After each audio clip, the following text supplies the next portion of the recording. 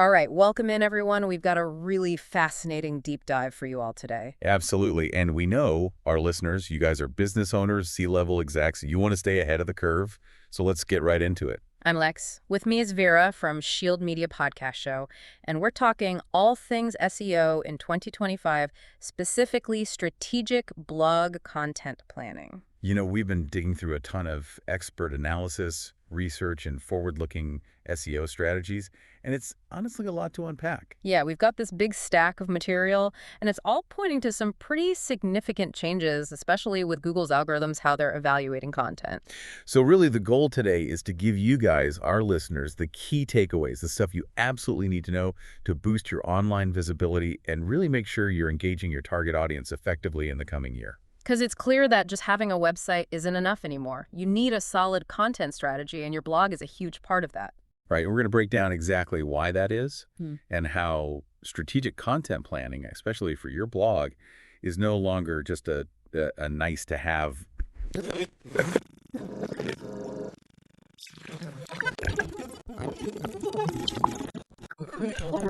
Especially as we look ahead to 2025. You know, a lot of people think, oh, is blogging even relevant anymore? And all the research we've seen overwhelmingly says, yes, absolutely. SEO is not going anywhere. It feels like it's the foundation of everything we do online, isn't it? It really is. If you want to be found online, if you want people to actually see your website, you need to be thinking about SEO. But the thing is, it's getting more complex. Yeah, I think we can all relate to that feeling of like things are constantly changing. What worked a year ago doesn't work now. Exactly. And Google's algorithms, they're getting smarter. They're getting better at understanding what quality content really is. So just posting any old blog post a couple times a month, that's just not going to cut it anymore. So it's not about quantity. It's got to be quality and strategy. 100%. We're seeing this across all the data, a well-defined, and more importantly, a really adaptable blog content strategy. That's what sets you up for long-term success. That makes sense. You've got to be able to shift and adjust as the landscape changes. Right. Gone are the days of just churning out content for the sake of it. Now we need to be laser-focused on quality, relevance, and answering those user questions better than anyone else. And one of the concepts that really jumped out at us from the research was this idea of a focused 3-month blog content calendar. Can you break that down a little? Yeah, this was fascinating. So imagine, instead of trying to cover every single topic under the sun, you choose a specific keyword group and you really go deep for a whole month. So like a deep dive every single month. Exactly. And the example they gave was really interesting. They focused on web and mobile app development. Okay, a very specific niche there, but I can see how that focus could really help build authority. That's the keyword authority. They suggest dedicating each month to a primary keyword group. And that allows you to create a bunch of content around that one theme, really exploring it from all angles. That's interesting. So for example, 1 month could be all about web app developers and web app development really becoming the resource for anyone looking for that information. Precisely. And the next month, you might shift to mobile app developers, mobile app development, even mobile application developers, just getting really granular and establishing yourself as the go-to expert in that area. And that seems to tie into this idea of topical authority, which we keep seeing pop up everywhere in the SEO world. Topical authority is huge EE for 2025, and it makes sense, right?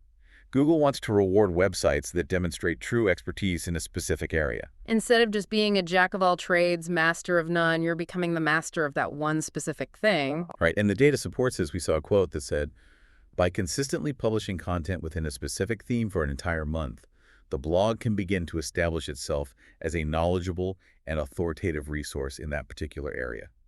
And then they go on to say, search engines like Google favor websites that demonstrate a deep understanding and comprehensive coverage of specific subjects. So Google is looking at your website as a whole, assessing how much you actually know about a topic. Exactly. It's not just about stuffing keywords into a single article anymore. It's about showcasing your depth of knowledge across multiple articles, multiple pieces of content, all interlinked and connected. And we even saw some sources like Outranking saying that this topical authority is becoming even more important than just keyword density. Which makes a lot of sense when you think about it, because it's harder to fake. You can't just game the system by cramming keywords in there. You have to actually demonstrate your expertise through the content itself. So how does this idea of focusing on one topic per month, how does that then benefit internal linking within our blog? That's a great question. And it's one of the biggest benefits of this approach, because when you're creating multiple blog posts all centered around the same theme, it naturally leads to a lot more internal linking opportunities. Because all those articles are going to be relevant to each other. Right, so you're creating this web of interconnected information on a single topic, which is exactly what Google loves to see. And one source said, these articles can be strategically linked to one another, further strengthening the topical relevance and signaling to search engines the depth of expertise on the website. So you're basically building your own little encyclopedia on your website. Exactly. And that does two things. It boosts your rankings for the main keywords you're targeting that month, but it also helps you attract organic traffic from longer tail keywords. Those longer, more specific searches that people make when they're further down the buying journey. Yeah, like instead of just searching for web app developers, they might search for best web app developers for e-commerce startups in London. So they're not just browsing anymore, they're looking for a specific solution. Precisely. And when you have a cluster of content around that topic, you're way more likely to show up for those highly targeted searches. That makes a lot of sense. Now, to manage all of this content, all these different articles, you mentioned Google Sheets. How can we use that to stay organized? Google Sheets is like the unsung hero of content marketing, honestly. You can find tons of free blog content calendar templates online that you can customize. Yeah, I've seen a few of those floating around. They seem pretty user-friendly. And they're great because they usually have columns for everything, like the publication date, the target keywords, the blog post title, who's writing it, the status, like is it in draft, is it published, and then any notes. Then you can even track performance metrics right there in the spreadsheet. Yeah, and some even let you track like social shares, backlinks, all in one place. And you can see what's working, what's not. Exactly. And for this 3-month plan, you could even add a column for like monthly keyword focus just to keep everyone on track. Right. So every piece of content you create that month ties back to that overarching theme. Makes collaborating so much easier. Everyone's on the same page. And we even saw a summary in our sources of different template providers like Coefficient.io, SEMrush, CoSchedule, Smartsheet, Backlinko, Tabitha Whiting, and Vertex 42. They all offer slightly different features, so there's definitely one out there that will fit your needs. Yeah, some have better collaboration features, others have more in-depth SEO analysis. It's really about finding what works best for your team. Now, we can't talk about SEO in 2025 without talking about Google itself. Those algorithm updates are always looming, so what do we need to know about how those are likely to impact our blog strategy? This is where things get really interesting and kind of scary, honestly. Google is constantly evolving, and we have to stay ahead of the game if we want to succeed. It feels like a constant race, doesn't it? It does, but thankfully the experts have given us some pretty clear insights into what Google is going to be focusing on in the coming year. Okay, so give us the inside scoop. What do we need to be paying attention to? Well, first and foremost, content quality, originality, and understanding user intent. These have always been important, but they're becoming even more crucial. So not just regurgitating the same old information that everyone else is already saying. Exactly. Google wants to see unique perspectives, well-researched content that actually provides value to the reader. And this quote really stood out to us. Google's algorithms are increasingly adept at identifying and rewarding content that provides genuine value to users, is well-researched, and offers unique perspectives. Well, that pretty much sums it up. And tied into that is the idea of really understanding search intent. Like, why is someone searching for this particular phrase? What are they hoping to find? And once you understand that, you can structure your content in a way that gives them exactly what they're looking for. Right. And multiple sources, including Saffron Edge, Gravital Agency, and Campaign Middle East. They all mention these ongoing core algorithm updates that are specifically designed to prioritize helpful and high-quality content. And then, of course, there's EEAT, which we feel like we talk about every episode, but it's so important. It really is, and it keeps evolving too, For 2025, they're putting a huge emphasis on the experience part of EEAT. So it's not enough to just say you're an expert, you have to prove it, right? Exactly. Google wants to see content from people who have actual firsthand experience with the topic they're writing about. So, for example, if you're writing about web app development, it would be really beneficial to have an actual web app developer either write the article or at least contribute their insights. Exactly. Or maybe share case studies of successful projects, highlight your team's experience, anything that shows you've actually done the work. And all of this is about building trust, both with Google and with your audience. Right, because trustworthiness is a huge factor in EET, and it's not just about the content itself. It's about your entire online presence, having clear author bios, citing reputable sources, making sure your website is secure. All of that contributes to your trustworthiness. And then we have the elephant in the room, AI, especially with those AI overviews popping up in search results. How do we even compete with that? AI is definitely a game changer, and it can feel intimidating, but it's also an opportunity. An opportunity. How so? Well, think about it. Those AI overviews, they're pulling information from somewhere, right? They have to be getting it from websites. Exactly. So if your website is the source of that clear, concise, authoritative information, then you're more likely to be featured in those AI overviews. So we need to make sure our content is structured in a way that AI can easily understand and pull from. Yes, things like bullet points, key takeaways, well-structured headings, all of that makes it easier for AI to identify the important information. So even though AI is kind of taking over the search results page, we can still use it to our advantage. Exactly. And then there's user experience UX, which is always going to be a ranking factor. This is about things like mobile friendliness, page speed, accessibility, right? Exactly. And it's more important than ever because Google wants to provide the best possible experience for its users. Which makes sense. No one wants to visit a website that's slow, clunky, or hard to navigate. Right. And Google knows that. So they're going to prioritize websites that are mobile friendly, load quickly, and are easy to use on any device. And one of our sources put it perfectly. They said, blog posts should be designed to be easily readable on all devices, load quickly, and provide a seamless and enjoyable experience for visitors. Couldn't have said it better myself. Uh-huh. So make sure your blog is visually appealing, easy to read, and loads quickly. And we already touched on topical authority, but it's worth mentioning again here. It really is because it's so closely tied to those core algorithm updates we were talking about. Google is putting more emphasis on websites that demonstrate deep knowledge in specific areas.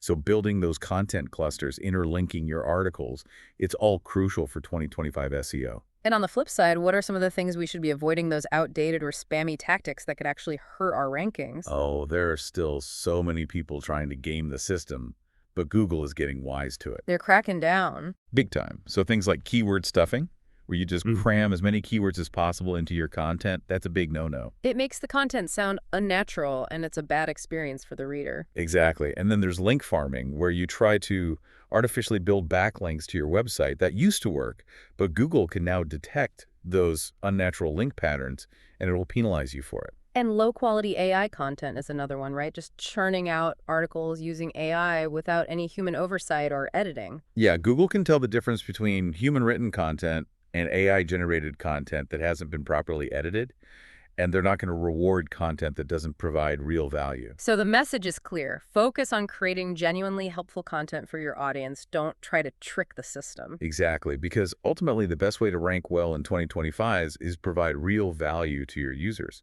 It's not about gaming the system. It's about creating something that people actually want to read and share. Now, with all these changes happening, how important is it to track our website's performance and stay updated on the latest SEO news? Oh, it's more important than ever. Because Google is constantly tweaking its algorithms. They even had a big core update in March of 2025. Yeah, the March 2025 core update, we saw that mentioned in a lot of our sources. Gravital Agency, Campaign Middle East, Search Engine Land, Search Engine Journal, Search Engine Roundtable, they were all talking about it. And the implications of that update are still being felt today. So you really need to keep an eye on your website's performance, track your rankings, your organic traffic, and see what's working and what's not. And then adjust your strategy accordingly. Exactly, because what worked a few months ago might not work anymore. So stay informed, read industry blogs, attend webinars, anything you can do to stay ahead of the curve. And speaking of staying ahead of the curve, we came across this interesting concept called search everywhere optimization. What's that all about? This is a really cool idea. It's basically about expanding your SEO strategy beyond just Google. So thinking about other search engines, other platforms where people might be searching for information. Exactly, like industry forums, social media, even Q&A sites like Reddit. Because people are searching for information in all sorts of places, not just Google. Right, and if you can get your content in front of them on those other platforms, that's just another way to increase your visibility and drive traffic to your website. So it's about diversifying your SEO strategy. Exactly. And then finally, we can't forget about keeping our existing content fresh and updated. Right, because content can get stale, especially in a fast-paced industry like tech. And Google knows that, so they're going to reward websites that are actively updating their content, adding new information, and making sure everything is accurate and relevant. So it's not a set it and forget it kind of thing. You have to be constantly nurturing your content. Content marketing is an ongoing process. you know? Mm. It's about constantly creating, improving, and optimizing your content to make sure it's providing the best possible value for your audience. So let's get into the nitty-gritty here. How should we actually be structuring our blog posts in 2025 to optimize them for all of these changes we've been talking about? The big takeaway from all the research is that each blog post needs to be a comprehensive deep dive into its topic. No more fluff pieces. Nope. Google wants to see thorough, well-researched articles that answer all of the user's questions. So we talked about keyword clustering before. How does that play into structuring a single blog post? So you start with your main keyword, the one you really want to rank for, but then you also want to naturally incorporate related keywords throughout the article. So synonyms, variations, long tail keywords, all of that. Exactly, because that shows Google that you have a broad understanding of the topic, and it helps you rank for a wider range of searches. And this goes back to understanding user intent, right? Why? We need to structure the content in a way that anticipates what people are looking for. 100%. So think about the questions your target audience might be asking, and then use headings, subheadings, bullet points, all those formatting elements to make the information clear and easy to find. So it's scannable, it's digestible, they can get the information they need quickly. Exactly. And then don't forget about EEAT. Mm. Make sure you have clear author bios, cite your sources, and just generally present yourself as a trustworthy expert. It all comes back to trust, doesn't it? It really does. And then there are the more visual aspects of content formatting, like using readable fonts, breaking up your text with images and videos, making sure your website is mobile friendly. All that good UX stuff we talked about earlier. Right. Because if your content is hard to read or it takes forever to load, people are just going to bounce. Makes sense. Now, looking at the timeline for 2025, were there any specific periods that the experts highlighted that we should be aware of?